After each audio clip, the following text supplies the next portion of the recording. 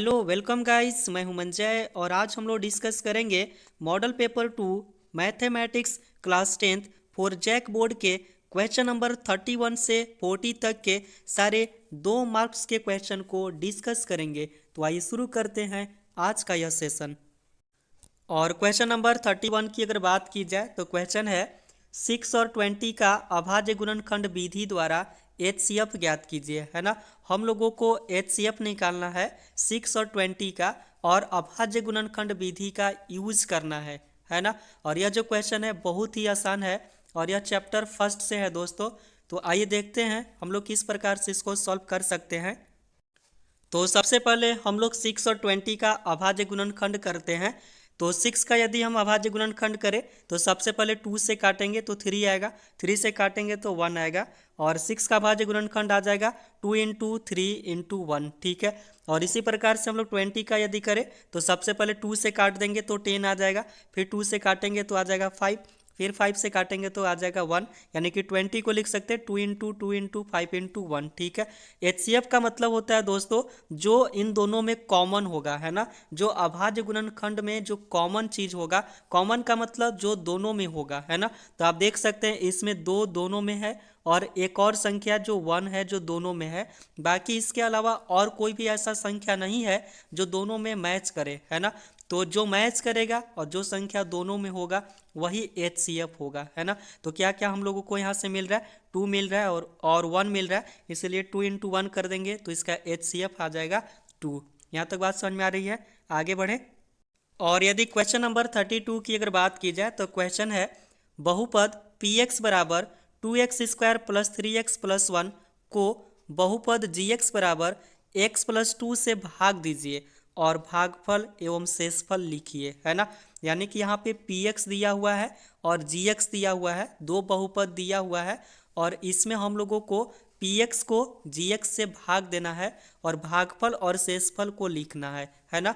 और यह जो क्वेश्चन है चैप्टर 2 से है, बहुपद चैप्टर से है। तो आइए देखते हैं हम लोग किस प्रकार से इसको सॉल्व कर सकते हैं।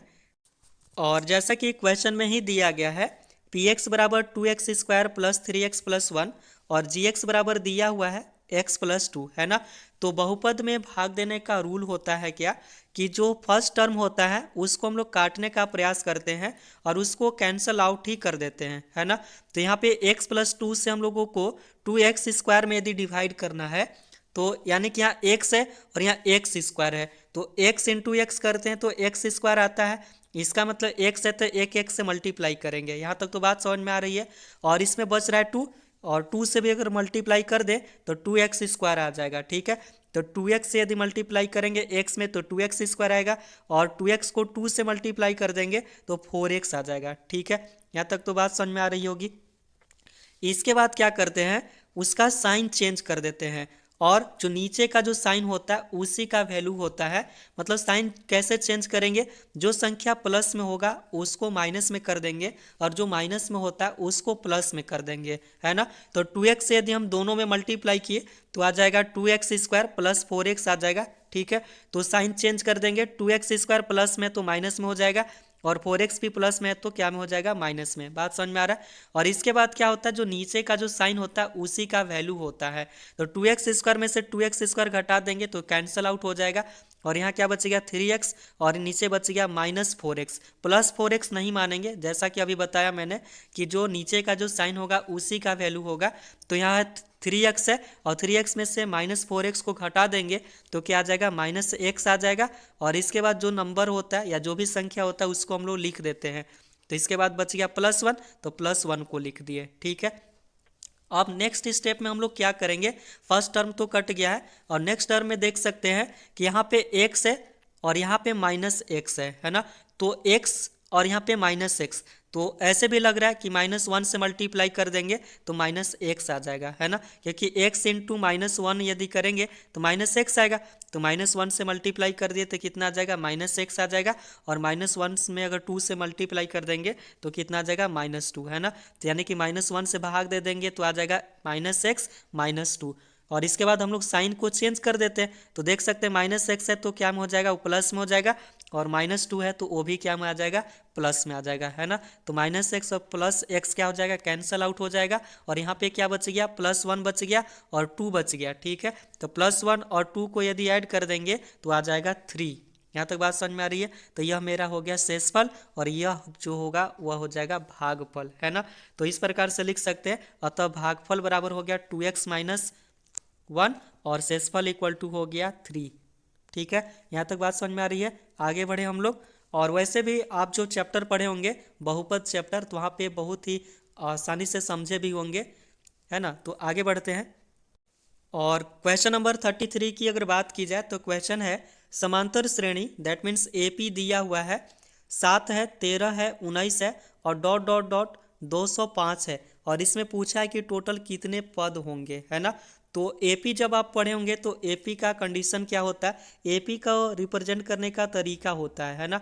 एपी को रिप्रेजेंट कैसे करते हैं, A1 होता है, फिर इसके बाद A2 होता है, फिर इसके बाद A3 होता है, और डॉट डॉट डॉट डॉट करके क्या होता है, AN, है ना। यहाँ तक तो बात समझ में आ रही है। एपी का ही फॉर्मेट होता है।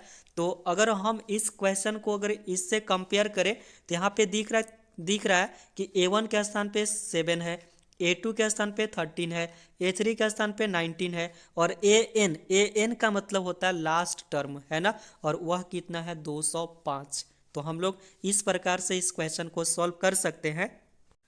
तो सबसे पहले हम लोग जो क्वेश्चन में दिया हुआ होता है उसको लिख देते हैं, और दिया हुआ है AP बराबर 7, 13, 19 डॉट डॉट डॉट 205, है ना।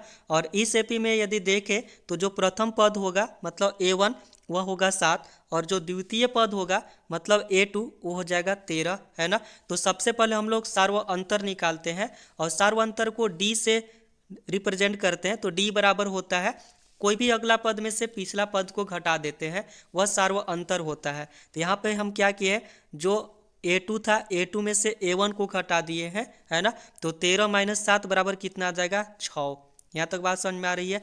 और यहाँ पे अंतिम पद दिया हुआ है जिसको AN से रिप्रेजेंट करते हैं, वो है 205। तो पूछा है टोटल पद इसमें कितने होंगे, दैट मीन्स N का वैल्यू पूछा है ना। तो एक फार्मूला जानते हैं दोस्तों हम लोग, बराबर जो फार्मूला होता है AN बराबर A plus N - 1 into D, है ना। तो AN का वैल्यू दिया हुआ था 205 और A का वैल्यू दिया हुआ था 7, और प्लस हो जाएगा N - D, और N का वैल्यू नहीं पता उसको ऐसे ही छोड़ देंगे, और D अभी निकाले आया था 6, है ना। तो सबसे पहले क्या करेंगे, ये 7 प्लस में है, बराबर किधर भेज देंगे तो माइनस में हो जाएगा। तो 205 - 7 हो गया, बराबर बच गया N - 6। यहाँ तक बात समझ में आ रही है। 205 में से यदि 7 को घटा देंगे तो आ जाएगा 198, ठीक है। क्या बच गया, N - 6। बात समझ में आ रही है। और यहाँ पे देख सकते हैं 6 मल्टीप्लाई में है, बराबर की इधर आएगा तो डिवाइड में हो जाएगा, तो 198/6 हो जाएगा, और 6 से इसको काट दीजिए, है ना। तो 33 बार में कट जाएगा, और बच गया क्या, N - 1, और N - 1 इक्वल टू कितना आ गया, 33। और N - 1 को और क्या हम लोग लिख सकते हैं, और यहाँ पे देख सकते हैं 1 जो है वह माइनस में है, बराबर को उधर भेज देंगे तो प्लस में हो जाएगा, यानी कि n बराबर हो जाएगा 33 + 1, यानी कि आ जाएगा 34, है ना। तो इस प्रकार से बोल सकते हैं, अतः पदों की जो संख्या होगा मतलब n का जो वैल्यू होगा वो 34 होगा। इसका मतलब यह हुआ कि वह जो AP है उस AP में टोटल 34 पद है, ठीक है। यहाँ तक बात समझ में आ रहा है। आगे बढ़े हम लोग। और क्वेश्चन नंबर 33 में एक और क्वेश्चन है जो अथवा में दिया हुआ है। क्वेश्चन है किसी एपी का प्रथम पद 5, अंतिम पद 45 और योग 400 है, तो पूछ रहा है पदों की संख्या ज्ञात कीजिए, है ना। और ये भी क्वेश्चन है एपी से ही है। तो दोस्तों फाइनल एग्जाम में अगर इस टाइप का क्वेश्चन यदि पूछता है और करके, तो किसी एक को ही सॉल्व करेंगे। हम यहाँ पे आपको दोनों बता दे रहे हैं, ठीक है। तो सबसे पहले वही काम करेंगे जो क्वेश्चन में दिया हुआ है उसको लिखेंगे। और जैसा कि क्वेश्चन में ही दिया गया है, प्रथम पद जिसको A से रिप्रेजेंट करते हैं वो 5 दिया हुआ था, और अंतिम पद जिसको AN या फिर L लिखते हैं वह 45 दिया हुआ था, और जो योग भी दिया हुआ था जिसको SN लिखते हैं वो 400 दिया हुआ था। तो पूछ रहा था कि टोटल उसमें कितने पद होगा जिसको N से रिप्रेजेंट करते हैं, ठीक है। हैं उसी चैप्टर में अगर कोई भी एपी है और उस एपी में प्रथम पद और अंतिम पद दिया हुआ है तो एन पदों का योग बराबर एक फार्मूला होता है एस एन बराबर n/2 इंटू ए प्लस एल, है ना। यानी कि एस एन मतलब अंतिम पदों का योग बराबर फार्मूला होता है जहाँ पे ए क्या होता है प्रथम पद होता है और एल जो होता है अंतिम पद होता है ना। और ऊपर जो भी वैल्यू दिया हुआ है सारे वैल्यू को इसमें पुट कर देंगे। एस एन बराबर दिया हुआ था 400 और एन का वैल्यू नहीं पता वही तो फाइंड करना है और फार्मूला में ही होता है n/2 और ए का वैल्यू दिया हुआ था 5 और एल मतलब अंतिम पद दिया हुआ था 45। ठीक है, इसको सॉल्व करेंगे तो n/2 यानी कि 2 यहाँ पे डिवाइड में है, इधर भेज देंगे तो मल्टीप्लाई में हो जाएगा तो 400 इंटू 2 हो जाएगा और इक्वल टू क्या बच गया n और 5 प्लस यदि 45 जोड़ेंगे तो 50 आ जाएगा। ठीक है, और इसको सॉल्व कर देंगे 400 यदि 2 कर दें 2 से मल्टीप्लाई कर दें तो आ जाएगा 800 और इंटू क्या इक्वल टू क्या बच गया n इंटू 50। ठीक है, और 50 भी यहाँ मल्टीप्लाई में इधर भेज देंगे तो डिवाइड में हो जाएगा यानी कि 800 बटा हो जाएगा 50, है ना। और 0 से 0 कैंसिल आउट कर दीजिए और 5 से 80 को काट देंगे तो 16 बार में कट जाएगा यानी कि n बराबर आ गया 16। तो n मतलब क्या पदों की संख्या, इसका मतलब जो वह एपी होगा उस एपी में टोटल जो पद होंगे वह हो जाएगा 16 यानी कि 16 पदों का जो योग होगा उस एपी का वह होगा 400। बात समझ में आ रहा है, यानी कि एन का वैल्यू अब निकाल लेंगे इसी प्रकार से क्वेश्चन में यदि पूछेगा तो।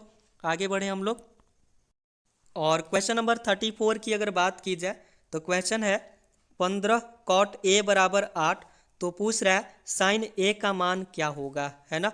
और यह जो क्वेश्चन है त्रिकोणमिति से है तो देखते हैं हम लोग इसको किस प्रकार से सॉल्व कर सकते हैं। और जैसा कि क्वेश्चन में ही दिया गया है 15 कॉट ए बराबर 8 तो पूछ रहा है साइन ए बराबर क्या होगा, है ना। तो 15 कॉट ए बराबर जब 8 दिया हुआ है तो कॉट ए बराबर क्या हो जाएगा 8/15 क्योंकि 15 जो यहाँ पे मल्टीप्लाई में है वो इधर आएगा तो डिवाइड में हो जाएगा। और कॉट ए बराबर फार्मूला जानते हैं b/p होता है ना, क्योंकि tan ए बराबर होता है p/b और tan का उल्टा होता है कॉट, इसलिए इसका फार्मूला हो जाएगा b/p, है ना। और इससे अगर इन दोनों को तुलना किया जाए तो देख सकते हैं कि b बराबर हो जाएगा 8 और p बराबर हो जाएगा 15। ठीक है, और हम लोगों को पूछा है साइन a और साइन a बराबर फार्मूला होता है p/h, है ना। तो h हम लोगों को नहीं पता है और त्रिकोणमिति में हम लोग जानते हैं कि जितना भी वैल्यू दिया हुआ है मतलब p मतलब होता है परपेंडिकुलर, b का मतलब होता है बेस, है ना। तो बेस और परपेंडिकुलर दिया हुआ है तो हम लोग h फाइंड कर लेंगे, है ना, मतलब हाइपोटेनस फाइंड करेंगे। और h बराबर कैसे निकालते हैं पाइथागोरस थ्योरम से निकाल लेते हैं p² + b², है ना। और p का वैल्यू है 15 और b का वैल्यू है 8 और 15 का स्क्वायर कर दीजिए 225 आ जाएगा और 8 का स्क्वायर कर देंगे 64 आ जाएगा, दोनों को ऐड कर देंगे आ जाएगा 289 और 289 का जो वर्गमूल होता है वो होता है 17, है ना। यानी कि एच का वैल्यू कितना आ गया 17 आ गया। ठीक है, और क्वेश्चन में जो पूछा था साइन ए बराबर पूछा था तो साइन ए बराबर जो फार्मूला होता है p/h होता है और p का वैल्यू जो क्वेश्चन में दिया हुआ था 15, है ना, और h अभी निकाल दिए वो कितना 17, है ना। तो साइन ए बराबर कितना वैल्यू आ जाएगा 15/17। यहाँ तक बात समझ में आ रही है, आगे बढ़े। और यदि क्वेश्चन नंबर 35 की अगर बात की जाए तो क्वेश्चन है सिद्ध कीजिए 1 माइनस साइन ए इंटू सेक ए प्लस tan ए बराबर कॉस ए, है ना। और यह भी त्रिकोणमिति से ही है और यहाँ पे हम लोगों को LHS से RHS ला देना है। तो जब कभी भी हम लोग जो प्रूव करेंगे तो आपने कभी भी छोटा से बड़ा प्रूव नहीं किया होगा, जब भी किया होगा तो बड़ा से हम लोग काट काट के तोड़ तोड़ के छोटा कर सकते हैं, बट छोटा को कितना भी तोड़ेंगे तो बड़ा कभी नहीं होगा। इसका मतलब हम लोग कॉस ए से इतना हम लोग नहीं ला सकते, ला भी सकते हैं तो बहुत बड़ा फॉर्मेट होगा। तो हम लोग किससे चलेंगे, हम लोग LHS से चलेंगे और LHS से चलकर RHS लाने की कोशिश करेंगे, है ना। और यदि हम लोग LHS से चले तो इस प्रकार से लिख सकते हैं 1 माइनस साइन ए इंटू सेक ए प्लस tan ए, है ना। और इसी LHS से चल के हम लोगों को RHS में कॉस ए लाना है। बात समझ में आ रही है, तो हम लोग क्या कर सकते हैं, तो सबसे पहले इसको हम लोग चेंज कर सकते हैं, साइन को साइन में ही छोड़ देते हैं और सेक को कॉस में चेंज कर देते हैं, है ना, क्योंकि सेक का उल्टा जो होता है वो कॉस होता है। तो सेक को हम लोग लिख सकते हैं 1/cos ए और tan a बराबर फार्मूला होता है sign a by cos A, है ना। तो उसके स्थान पे यहाँ पे लिख दिए sign a by cos A. यहाँ तक बात समझ में आ रही है। अब क्या कर सकते हैं कि यहाँ पे आप देख सकते हैं कि 1 बाई कॉस ए है और sign a by cos A है, तो दोनों का हम लोग एलसीएम तो ले ही सकते हैं। यदि एलसीएम लेंगे कॉस ए और कॉस ए का, तो एलसीएम भी कॉस ए ही आएगा, है ना। और ऊपर जो सॉल्व करेंगे तो क्या आ जाएगा 1 प्लस साइन ए, ठीक है। और यहाँ पे है 1 माइनस साइन ए और ऊपर है 1 प्लस साइन ए, तो यह एक फार्मूला पे हम लोगों को दिख रहा है ए माइनस बी इंटू ए प्लस बी। फार्मूला क्या होता है ए स्क्वायर माइनस बी स्क्वायर, और ए के स्थान पे क्या है यहाँ पे 1 है और बी का स्थान पे है साइन ए, है ना। तो 1 का स्क्वायर हो जाएगा और साइन स्क्वायर हो जाएगा और बटा में कॉस ए का कॉस ए ही रहेगा। अच्छा बताइए 1 का स्क्वायर करेंगे तो क्या आएगा, 1 का स्क्वायर करेंगे तो 1 ही आएगा, यानी कि 1 हो गया। और माइनस क्या लिख सकते हैं हम लोग, साइन स्क्वायर ए लिख सकते हैं। और एक फार्मूला और हम लोग जानते हैं साइन स्क्वायर ए प्लस कॉस स्क्वायर ए बराबर होता है 1। तो यहाँ पे यदि कॉस स्क्वायर ए का वैल्यू निकालेंगे तो क्या आ जाएगा 1 माइनस साइन स्क्वायर ए, यानी कि 1 माइनस साइन स्क्वायर ए बराबर हम लोग क्या लिख सकते हैं कॉस स्क्वायर ए। तो यहाँ पे हम लोग पुट कर देते हैं, तो क्या हो जाएगा कॉस स्क्वायर ए और बटा में क्या है कॉस ए, है ना। तो ऊपर कॉस स्क्वायर इंटू मतलब दो कॉस है और दो कॉस में से एक कॉस क्या हो जाएगा कट जाएगा, तो क्या बचेगा कॉस ए बच जाएगा। और हम लोगों को आरएचएस में कॉस ए ही लाना था, है ना। तो हम लोग इस प्रकार से सॉल्व कर सकते हैं। और एक और मैं आप लोग को ट्रिक बताता हूँ, अगर कहीं भी क्वेश्चन सॉल्व करते हैं त्रिकोणमिति का, है ना, और आपको लगता है कि वह फार्मूला में नहीं है, क्वेश्चन में बना रहे कि मतलब ऐसा लग रहा है कि और कोई फार्मूला हम लोग नहीं लगा सकते हैं, तो सबसे पहले जो क्वेश्चन दिया हुआ होगा, जो कोई भी रेशियो में दिया हुआ त्रिकोणमिति के कोई भी रेशियो में यदि दिया हुआ होगा, तो सबसे पहले आप लोग उसको साइन और कॉस में चेंज कर देंगे, है ना। यहाँ पे भी हम लोग वही काम किए थे, है ना। जैसा कि आप देख सकते हैं जो हम लोगों ने जो काम किया था कि यहाँ पे सेक ए था और टेन ए था, इन लोगों को कोई फार्मूला हम लोग जानते ही नहीं है, सेक ए प्लस टेन ए बराबर कोई फार्मूला नहीं होता, इसलिए इसको क्या कर दिए हम लोग साइन और कॉस में चेंज कर दिए, है ना। साइन और कॉस में चेंज करने से क्वेश्चन बहुत ही आसान हो जाता है। और भी जो त्रिकोणमिति का जो क्वेश्चन होगा आप वहाँ पे इसको अप्लाई करके सॉल्व करके देख सकते हैं, ठीक है। बढ़ते हैं नेक्स्ट क्वेश्चन की तरफ। और क्वेश्चन नंबर 36 की अगर बात की जाए तो क्वेश्चन है बिंदुओं ए -5,7 और बी -1,3 के बीच की दूरी ज्ञात कीजिए, है ना। और यह जो क्वेश्चन है चैप्टर 7 से है, निर्देशांक ज्यामिति से है, बहुत ही आसान सा क्वेश्चन है दोस्तों। तो आइए देखते हैं हम लोग इसको किस प्रकार से सॉल्व कर सकते हैं। और जैसा कि क्वेश्चन में दिया हुआ है दो बिंदुओं a -5,7 और b -1,3 है, ठीक है। तो पूछ रहा है इन दोनों के बीच का दूरी क्या होगा। तो जो बिंदु होता है उसमें जो पहला जो बिंदु है a -5,7 और यह जो वैल्यू होगा x1 का होगा और सेकेंड जो वैल्यू होगा वह y1 का होगा, ठीक है। और b का जो निर्देशांक दिया हुआ है उसमें एक होगा x2 और दूसरा जो होगा वो होगा y2। यहाँ तक बात समझ में आ रही है। और दूरी फार्मूला से एक फार्मूला हम लोग जानते हैं, है ना, दूरी निकालने के लिए, वह होता है दूरी बराबर √(x1 माइनस x2 का whole square plus y1 minus y2 का होल स्क्वायर, है ना। और आप इस प्रकार से भी लिख सकते हैं, यहाँ x1 माइनस x2 का होल स्क्वायर लिखा हुआ है, तो आप x2 में से x1 को भी घटाकर आप उसको सॉल्व कर सकते हैं, है ना। तो उसमें क्या हो जाएगा फार्मूला x2 माइनस x1 का होल स्क्वायर प्लस हो जाएगा y2 माइनस y1 का होल स्क्वायर। यहाँ तक बात समझ में आ रही है, मतलब किसी से भी सॉल्व करेंगे आंसर एक ही आएगा। और जो निर्देशांक दिया हुआ है वहाँ से हम लोग वैल्यू इसमें पुट कर देंगे। x1 बराबर है -5 पुट कर दिए, फिर फार्मूला में ही होता है माइनस, और x2 बराबर है -1 तो -1 को पुट कर दिए, ठीक है। और y1 बराबर है 7 और y2 बराबर है 3, तो 7 माइनस हो जाएगा 3। यहाँ तक बात समझ में आ रही है। सॉल्व कर दीजिए इसी को। यहाँ पे क्या चीज़ है -5 है और माइनस माइनस करेंगे तो आ जाएगा +1 और 7 में से 3 घटा देंगे आ जाएगा 4, ठीक है। और -5 में से अगर 1 घटा देंगे -4 आ जाएगा, ठीक है। और -4 का होल स्क्वायर हो गया और यहाँ पे 4 का स्क्वायर कर देंगे तो आ जाएगा 16। यहाँ तक बात समझ में आ रहा है। और -4 का स्क्वायर कर देंगे तो 16 ही आने वाला है, तो 16 और 16 को अगर ऐड कर देंगे तो आ जाएगा 32। और 32 को क्या लिख सकते हैं हम लोग 2 गुना 16 लिख सकते हैं। और 16 का जो वर्गमूल होता है वह 4 होता है, और 4 को बाहर निकाल दीजिए तो रूट के अंदर क्या बच जाएगा 2, और दूरी है तो दूरी का कुछ ना कुछ मात्रक होता है, जैसे सेंटीमीटर होता है या फिर मीटर होता है, किलोमीटर होता है, बट यहाँ पे कोई यूनिट नहीं दिया हुआ है ना, इसलिए हम लोग दूरी बराबर क्या लिख देंगे, ए बी बराबर जो लिखेंगे 4√2 है ना, 4√2, और यहाँ पे यूनिट का स्थान पे क्या लिख देंगे, मात्रक। बात समझ में आ रही है, आगे बढ़े। और क्वेश्चन नंबर 37 की अगर बात की जाए तो क्वेश्चन है, आकृति में डी ई समांतर दिया हुआ है ए सी, है ना, वह जो साइन है वह समांतर का है, गलती से वैसा लिखा गया है। और यहाँ पे एक और दिया हुआ है डी एफ समांतर ए ई, है ना, तो हम लोगों को सिद्ध कर देना है B E by E C बराबर B F by F E, है ना।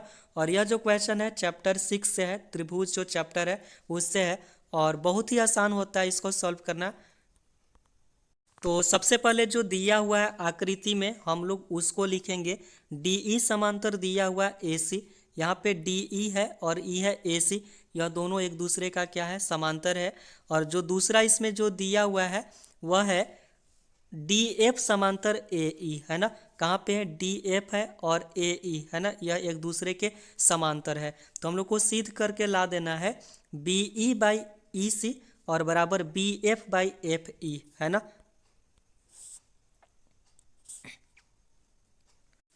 और यदि यहाँ पे त्रिभुज ए बी सी में यदि देखा जाए तो जो दिया हुआ था डी ई समांतर ए सी, है ना, यह डी ई समांतर क्या दिया हुआ है, ए सी दिया हुआ है। तो थेल्स थ्योरम का इसमें प्रयोग करेंगे और उसके आधार पे लिखेंगे, है ना। तो इस त्रिभुज में देख लीजिए समांतर दिया हुआ है ना, डी ई समांतर क्या दिया हुआ है, ए सी। तो थेल्स थ्योरम से हम लोग क्या लिख सकते हैं, बी डी बटा डी ए, है ना, इतना तो लिख सकते हैं। और दूसरा क्या लिखेंगे, बी ई बटा क्या लिख सकते हैं, ई सी। यहाँ तक बात समझ में आ रही है। थेल्स थ्योरम ऐसा होता है कि अगर कोई त्रिभुज है और उस त्रिभुज में किसी एक भुजा के समांतर कोई रेखाखंड यदि खींचते हैं तो वह समान अनुपात में वह विभाजित करता है ना, इस प्रकार से। तो आप देख सकते हैं यहाँ पे एक भुजा था क्या चीज़, ए सी, और ए सी भुजा के समांतर एक डी ई रेखाखंड खींचा गया है। तो यहाँ पे उसको जो भुजा होगा ए बी और बी सी, इसको समान अनुपात में वह विभाजित करेगा, ठीक है। इसका मतलब कि बी डी बटा डी ए जो होगा वह बराबर हो जाएगा बी ई बटा ई सी का, है ना। और इसको इक्वेशन क्या मान लेंगे, फर्स्ट। यहाँ तक बात समझ में आ रही है। और इसमें एक और काम कर सकते हैं जो क्वेश्चन में ही दिया हुआ है, डी एफ समांतर ए ई, है ना, यहाँ पे डी एफ है और ए ई है और एक दूसरे के समांतर है। और इसको आगे बढ़ा देंगे तो हम लोगों को त्रिभुज मिल जाएगा ए बी ई। ई में यदि चले तो दिया हुआ है डी एफ समांतर ए ई, और यहाँ पे थेल्स थ्योरम का यदि हम लोग प्रयोग करें तो लिख सकते हैं, थेल्स थ्योरम से लिख सकते हैं क्या कि देख सकते हैं बी डी बटा लिख सकते हैं डी ए, यहाँ तक तो बात समझ में आ रही है। और दूसरा क्या लिख सकते हैं, बी एफ बटा एफ ई लिख सकते हैं, यहाँ तक बात समझ में आ रही है। और इसको इक्वेशन दे देंगे 2। जो समीकरण फर्स्ट और समीकरण 2 है, और दोनों में एल एच एस बराबर है ना, B D by D A, और यहाँ पे भी है B D by D A. जब एल एच एस बराबर होता है दो समीकरण में तो उसके आर एच एस भी अपने आप बराबर हो जाता है ना।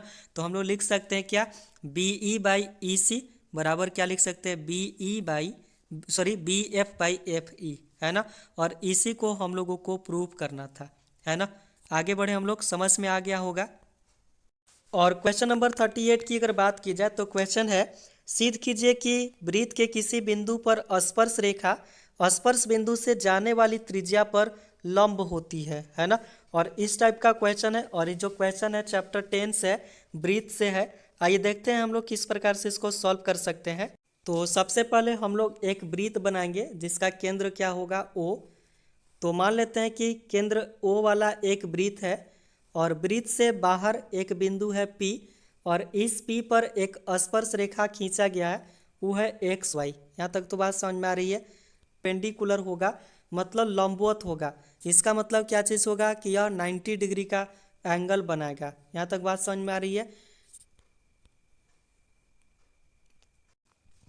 और प्रमाण में हम लोग कुछ इस प्रकार से लिख सकते हैं कि जो एक्स वाई जो स्पर्श रेखा है उस पे पी के अतिरिक्त एक और बिंदु ले लेते हैं क्यू, है ना, और उस क्यू को ओ से मिला देते हैं, जैसा कि आप फिगर में देख सकते हैं।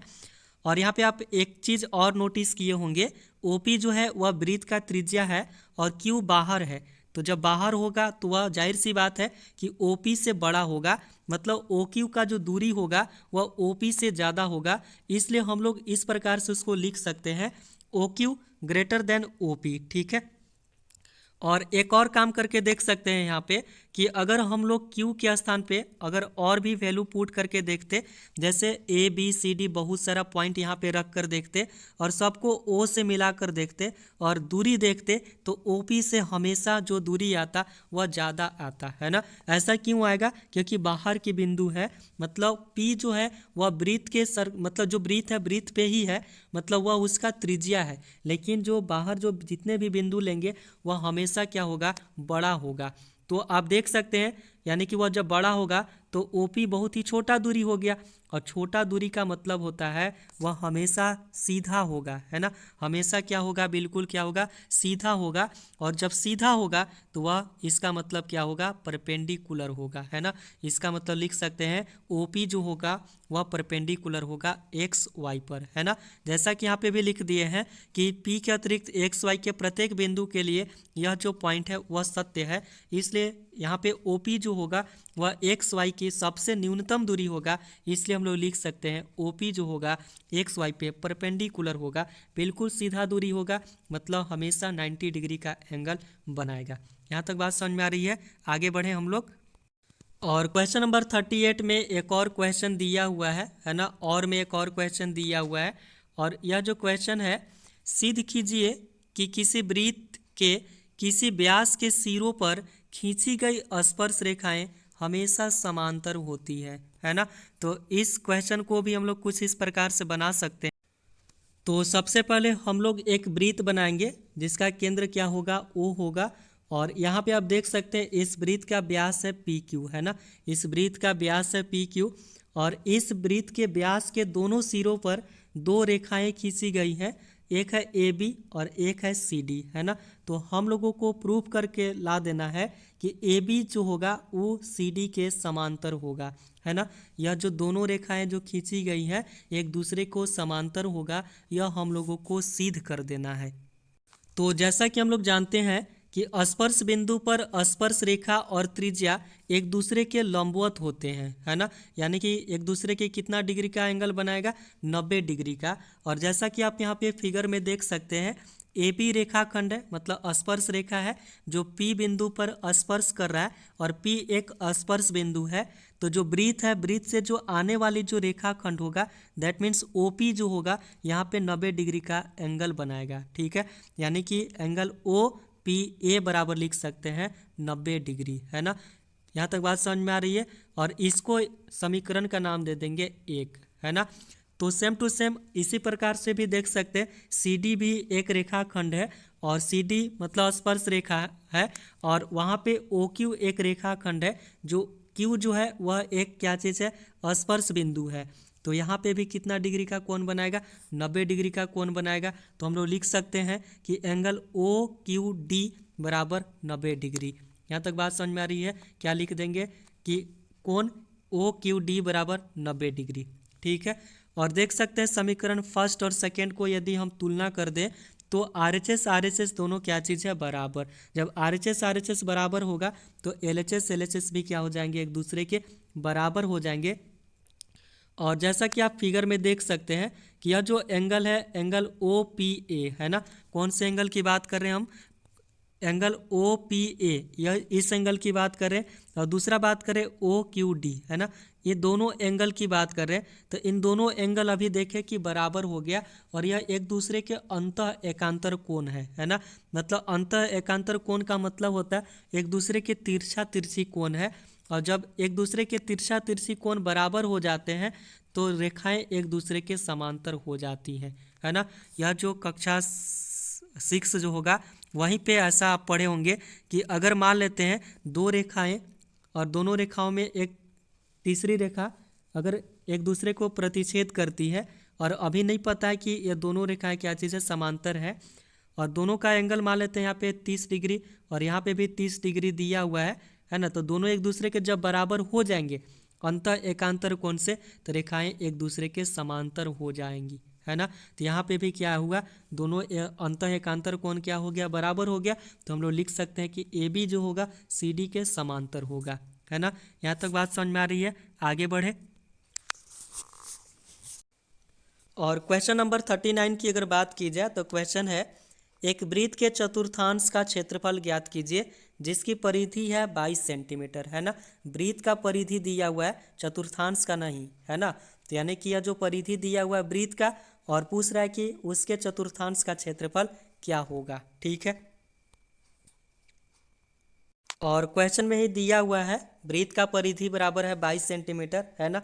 और वृत्त का परिधि बराबर फार्मूला होता है 2πr, और 2πr इक्वल टू हो जाएगा 22 सेंटीमीटर। 2 का 2 हो गया, पाई का वैल्यू पुट कर देंगे, 22/7 हो गया, और r का r बराबर कितना हो जाएगा, 22 सेंटीमीटर, ठीक है। तो r का वैल्यू निकालेंगे, बाकी सबको उधर भेज देंगे। तो 7 यहाँ पे डिवाइड में था, ऊपर चला जाएगा, और 2 और 22 कहाँ आ जाएंगे, नीचे। तो 22 से 22 कैंसिल आउट हो जाएगा, तो कितना r का वैल्यू आ गया, 7/2। यहाँ तक बात समझ में आ रही है। और चतुर्थांश का क्षेत्रफल बराबर फार्मूला जानते हैं 1/4 पाई आर स्क्वायर, ठीक है। तो 1/4 हो गया, पाई का वैल्यू 22/7 हो गया, और आर का वैल्यू अभी हम लोग निकाले 7/2, तो 7/2 का होल स्क्वायर हो जाएगा। तो 1/4 का 1/4 हो गया, 22/7 का 22/7 हो गया, और स्क्वायर का मतलब हो गया उसको 2 बार मल्टीप्लाई कर दीजिए, और 7/2 गुना 7/2, ठीक है। 7 से 7 क्या हो जाएगा, कट जाएगा, और यहाँ से भी काट सकते हैं, 2 दूना 4 और 11 दूना 22, ठीक है। तो ऊपर क्या बच गया, 11 × 7, तो 11 × 7 करेंगे तो आ जाएगा 77, और यहाँ नीचे क्या बच गया, 2 × 2 4, 4 दूना 8, ठीक है। तो इसका क्षेत्रफल आ गया 77/8 सेंटीमीटर स्क्वायर, ठीक है। यहाँ तक बात समझ में आ रही है, आगे बढ़े। और क्वेश्चन नंबर 40 की अगर बात की जाए तो क्वेश्चन है, एक थैले में 3 लाल और 5 काली गेंदें हैं, ठीक है। और इस थैले में से गेंद यादृच्छया निकाली जाती है, तो इसकी प्रायिकता क्या होगा यदि गेंद लाल होगा, ठीक है। और दूसरा है लाल नहीं होगा, ठीक है। तो क्वेश्चन है कि जैसे एक थैला है और इस थैले में 3 लाल गेंद है और 5 काली गेंद है, तो इसमें से बिना देखे उसमें से गेंद निकाला जाता है, ठीक है। तो आपको बताना है कि प्रायिकता कि वह जो गेंद निकाल रहे हैं वह लाल होगा, और दूसरा बताना है कि लाल नहीं होगा, ठीक है। तो इस प्रकार से इसको सॉल्व कर सकते हैं हम लोग। और जैसा कि क्वेश्चन में ही दिया हुआ है, जो थैला है उस थैले में 3 लाल गेंद है, ठीक है, 5 काली गेंद है, ठीक है। तो टोटल कितने गेंद हो गए, 3 + 5 = 8। तो कुल जो संभव परिणामों की जो संख्या होगा वह हो जाएगा 8, ठीक है। पहला जो क्वेश्चन पूछा था, प्रायिकता पूछा था, जब गेंद लाल होगा तो क्या होगा, प्रायिकता बराबर फार्मूला जानते हैं कि अनुकूल परिणामों की संख्या बटा होता है कुल संभावित परिणाम की संख्या, ठीक है। तो अनुकूल का मतलब जो घटना घटित हो रहा है, ठीक है। और यहाँ पे घटित क्या हो रहा है, जो गेंद निकाल रहे हैं वो लाल निकाल रहे हैं, ठीक। और लाल टोटल कितना है, 3 है, और टोटल गेंद में से हम लोग लाल निकाल रहे हैं, तो टोटल गेंद कितना है, 8, ठीक है। तो प्रायिकता कितना हो जाएगा, 3/8। यहाँ तक बात समझ में आ रही है। और उसी में दूसरा जो क्वेश्चन पूछा था, जब गेंद लाल नहीं होगा, है ना।